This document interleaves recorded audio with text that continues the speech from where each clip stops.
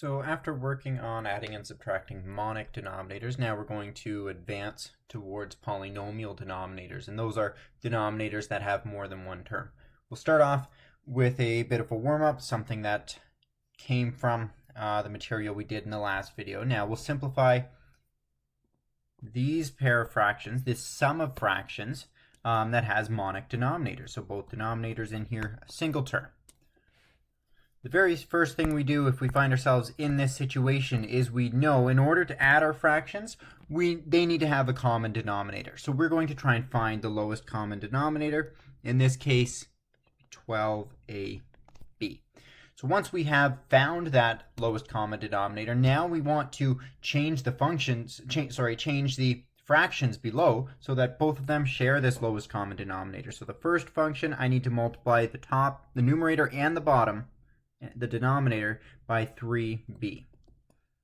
How do I know 3b? Well, that's what I need to multiply times 4a in order to change the denominator to the lowest common one. So now this 3b in the numerator, when I'm multiplying it in, I need to make sure I add some brackets in here so that it's going to be distributed to the entire numerator. Same thing on the other side. I add in some brackets. What I need to multiply here is 4a. 4a, perfect. So now I want to distribute that across my numerators and change my denominators to be that lowest common denominator. So across my numerators, this 3b is again distributed across. So it's going to be 3b times 10a, that's 30ab, minus 3b times 3b, and that's 9b squared, all divided by 12ab. Subtract. This 4a is being distributed into the numerator. 4a times 2b, that's 8ab, plus 20a squared, all divided by, again, 12ab. Since my denominators are now the same, I can write this as one fraction. So it's going to be 30ab minus 9b squared minus 8ab, and I can't forget to distribute this negative sign into the middle here, minus 20a squared, all here divided by, again, 12ab. Well, here, when I'm not looking to perform any cancellations yet. In fact, I won't be able to in this problem, but I am going to look at my numerator. I see some like terms in here, so I want to try and combine them, right? I see a 30ab over here and a negative 8ab. So let's collect those like terms. Let's add them up and see where we end up. That leaves us with 22ab minus 9b squared minus 20a squared, all divided by 12ab. I could try and factor the numerator. Turns out I am unable to factor that. So the last thing that I need to do, now I haven't performed any cancellation, so it's not too late or anything, but I do need to state my restrictions. So the restrictions are going to be on the variables that are in the denominator as factors. So I see a factor of a factor of b, meaning neither of those variables are allowed to equal 0. So a cannot equal 0 and b cannot equal 0. Perfect. Now this warm-up problem that we just solved, it has monic denominators. How does that help us? Well, a monic denominator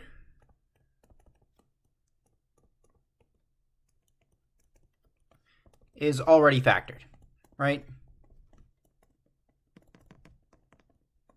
Meaning we can easily find our restrictions over here because it's already factored, and we can also find our lowest common denominator very easily.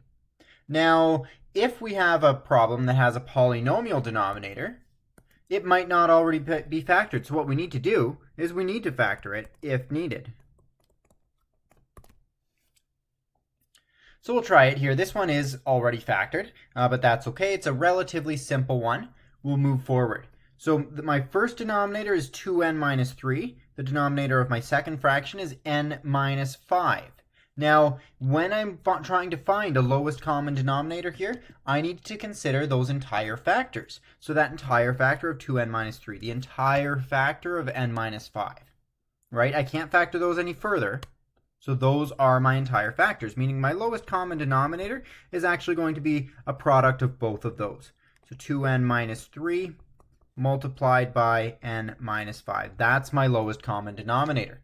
Now again, just like last time, I want to multiply my numerators and denominators by the same thing in order to change both fractions so that they share this lowest common denominator. So my first fraction I'm going to multiply by n minus 5 in the numerator and in the denominator. My second fraction I'm going to multiply by 2n minus 3 in the numerator and in the denominator. The reason I'm allowed to do this, by the way, the reason I'm allowed to multiply the same thing by the top and bottom and it doesn't change anything is that's just a fancy way of writing 1, right? If I have 2n minus 3 divided by 2n minus 3, that's the exact same thing in the numerator as denominator. That would simplify to 1.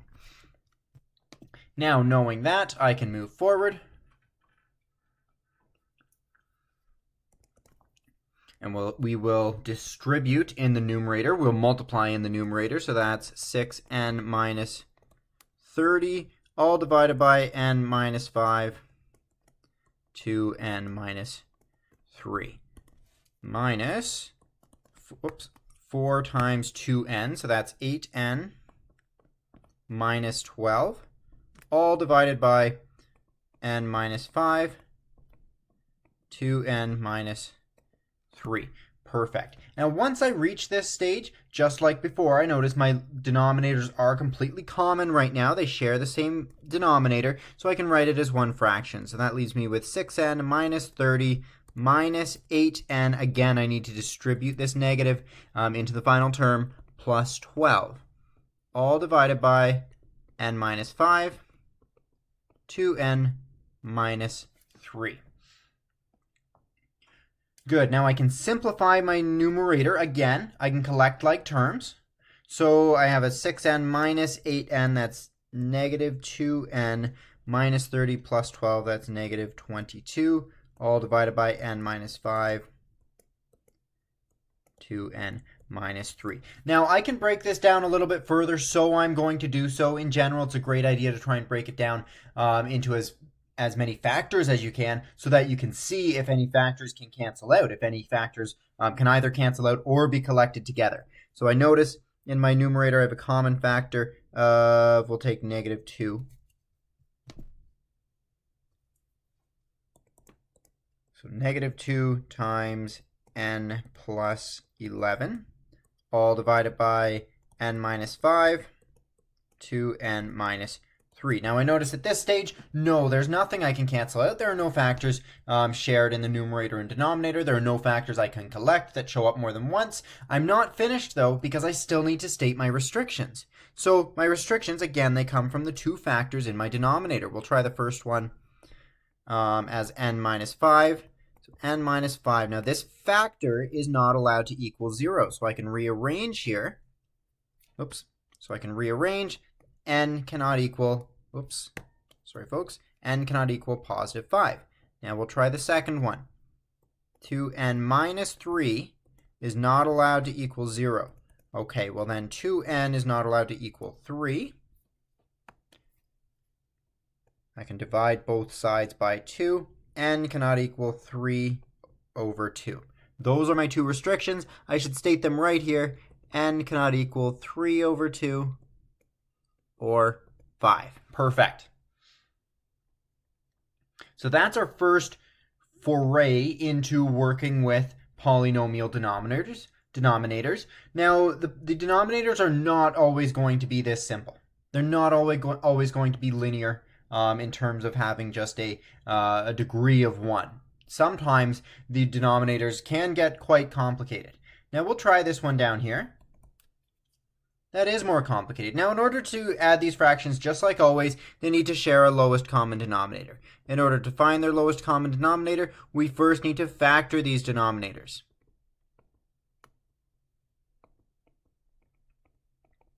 Luckily, we know how to do that. We're masters of factoring at this point. We notice our first denominator looks like a simple trinomial. Our second denominator also looks like a simple trinomial. So let's try and factor it here. We'll leave the numerators as is, so that's 4x divided by x plus 4x plus 2 minus 3x stays the same in my numerator.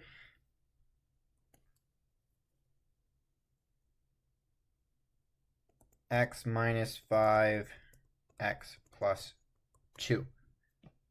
Awesome. Now we can use these to find our lowest common denominator. Well, if I take a look at the factors involved, I see an x plus 2 is already shared, right? So I don't need to add this factor in. It's already shared between the two denominators. What's new, though, is the x minus 5 and the x plus 4. So my lowest common denominator in this case is going to be x plus 2, x minus 5, x plus 4. Perfect. Now in order to change my fractions, so that they share those denominators, we need to multiply the first fraction by x minus 5. Do that in the denominator. We'll do that in the numerator as well. And the second fraction by x plus 4, again in the denominator and the numerator as well. Now that we've done that, we can simplify, we can expand, and distribute. So in my numerator, I have 4x squared minus 20x. And you know what? Rather than expanding, first we're going to write it out as one fraction. Although honestly, we could do either. This is just going to save me a tiny bit of time in the video. So 4x, x minus 5, minus 3x, x plus 4. All divided by x plus 4, x plus 2, x minus 5. I share all three of these factors in my denominator. So I can move forward. Now I'm going to simplify my numerator, and that's through expansion. So 4x times x and 4x times negative 5, and then I'll do that with the second term as well. So this leaves me with 4x squared minus 20x minus 3x squared minus, again I need to distribute this negative sign, minus 12x. All divided by this same LCD. X plus 4, x plus 2, x minus 5. Now I'm running out of space a little bit here because I didn't plan ahead as well as I could have, but that's all right. Perfect. Now in my numerator, again, I can collect my like terms. I see some very similar terms. I see a 4x squared and a negative 3x squared, so that leaves me with just x squared, and then a negative 20x minus 12x. That's negative 32x. Perfect. All divided by the exact same thing. This needs to stay consistent throughout. X plus 4, x plus 2, x minus 5. And again, we'll push our future problems down the road. Perfect. Now I can common factor in my numerator, because it's not in its most factored form. So I can common factor, I see a common factor of x. Nice and easy, leaving us with x times x minus 32, all divided by the same thing, x plus 4, x plus 2, x minus 5. And from here, now that it's all factored, I can look at it and I can state any and all restrictions. So I see an x plus 4. Okay, my restrictions, x plus 4 cannot equal 0. That's a factor. I can rearrange this, so x cannot equal negative 4. That's my first restriction. My second restriction, x plus 2 cannot equal 0. Rearrange again, x cannot equal negative 2. That's my second restriction. And my third one, x minus 5 cannot equal 0. Therefore, x cannot equal positive 5. That's my third one. Now that I have all of my restrictions, I can list them all together here. X cannot equal negative 4, negative 2, positive 5. And the problem is complete. Now, we can try out that strategy. There are more problems down here. I encourage you to try them out on your own. I'm not going to keep working at this stage. Let's see here. bear with me as I try and choose some work. You know what? We will work together on number 3, and then I'll leave 1, 2, and 4 for you. So problem 3. Problem 3, just like before, I need to find a lowest common denominator. In order to find that lowest common denominator, I need to factor. So I'm going to factor my first one here. It's a simple trinomial. The denominator of the second as well is a simple trinomial. Let's see. So my numerator is x plus 1. My denominator of the first fraction, x plus 3, x minus 1. Subtract x plus 2 divided by here x plus 5, x minus 1. Okay, good stuff. Now I need to find my lowest common denominator. That was the whole point in factoring. My lowest common denominator, let's write it over here. My lowest common denominator equals, I see the x minus 1 is shared here from the first fraction to the second fraction. So I only need to write that once. X minus 1, and then an x plus 3, x plus 5. Perfect. And I'm going to manipulate these fractions so that they share that lowest common denominator. The very first fraction needs to be multiplied by x plus 5, both in the numerator and denominator, x plus 5. And the second fraction, x plus 3, is the factor that's missing. Perfect. So now, note the symmetry between how we solve it. In the denominators, it begins as an expression that we need to factor. In the numerators, it begins as an expression that we manipulate so that we need to expand so that we can collect them together, collect terms together so that we can factor. So in my numerator, let's see, you know what, I'm just going to leave these numerators as is, and I'm going to write it all as one fraction. So that's x plus 1, x plus 5, minus x plus 2, x plus 3, all divided by this lowest common denominator, x plus 5, x minus 1, x plus 3. Fantastic. We're almost there.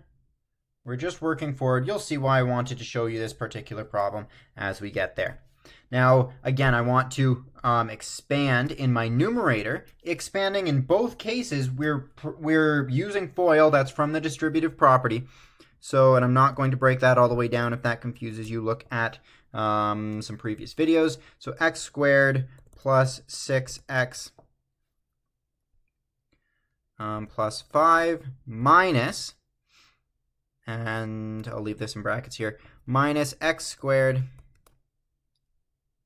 plus 5x plus 6. Perfect. All divided by this same lowest common denominator, x plus 5, x minus 1, x plus 3. Fantastic. We can move right on forward now. We can collect our like terms. That's x squared. Believe it or not, it's x squared minus x squared, right? Because this gets distributed. So my x squared and my negative x squared, those terms will cancel out. Awesome. This is going to become far more simple. Leaving me with 6x minus 5x. That's just an x. And plus 5 here, minus 6. So that's x minus 1 in my numerator. My denominator, maybe you see what I meant in terms of the skill we're going to get from this. My denominator stays the same. X plus 5, x minus 1, x plus 3. Now you may be tempted here. You may be tempted by this factor that shows up in the numerator and shows up in the denominator, x minus 1. I notice that factor is common to both. It's right here and it's right here. You may be tempted to cancel those out. The problem is, if we cancel those out, we lose information. So before we perform any cancellations, this is a hard rule. Before performing any cancellations whatsoever, we need to state any and all restrictions. So we're going to restrict this problem. I'll write it up here. So x plus 5, that's our first factor. X plus 5 is not allowed to equal 0. We can rearrange that. So x cannot equal negative 5. That's our first one. Our second one, x minus 1 is not allowed to equal 0, so x is not allowed to equal 1. And our third restriction, x plus 3 not allowed to equal 0. Therefore, x cannot equal -3. There's our third restriction. Good. Now that we've found those restrictions, now we can cancel out. Well, if x minus 1, if we cancel these out, remember how we cancel in fractions. If we cancel these out, we need to leave a 1 in our numerator, leaving us with a final answer of 1 divided by x plus 5, x plus 3. With the restrictions, we'll restate them here. X is not allowed to equal -5, -3, or +1. Fantastic work. You can see how this final solution would have had different restrictions if we waited until the final step down here to restrict it. Awesome. You should be able to handle a problem like this, challenge 1, after you perform some practice. And if you can, then you probably have a pretty good handle on this material here. Thank you.